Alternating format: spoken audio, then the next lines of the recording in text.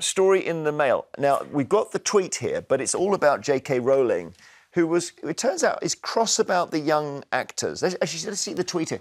So she says, this is kind of an interchange, and Rowling says, celebs who cozied up to a movement, the trans movement, intent on eroding women's hard-won rights and who use their platforms to cheer on the transitioning of minors can save their apologies for traumatised detransitioners.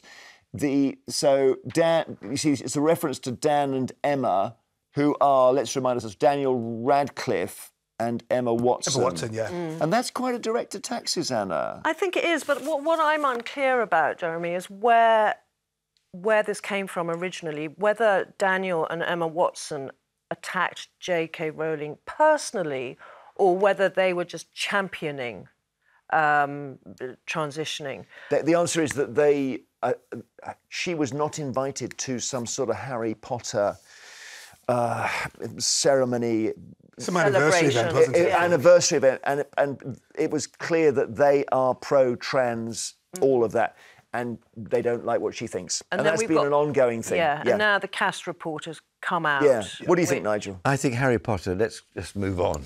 No, but J.K. Rowling... I think, actually, if it's true that those actors have dissed J.K. Rowling, I think it's disloyal. Yes, I because agree. she has made them into multi-millionaires. But they don't agree with her on the transition. No, I think you should just be quiet about that. If there's no need. It's happening.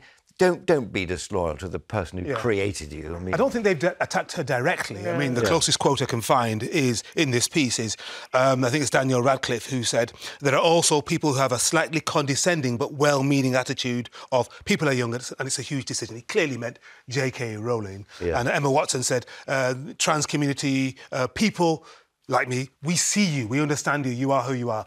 In contrast to what she, I think, by implication, what J.K. Rowling thinks. It's really interesting because J.K. Rowling normally does not show weakness, but in that tweet storm that she posted yesterday in response to the cast report, she actually said, I'm in tears now, because she felt so vindicated by what Cass said. Yeah.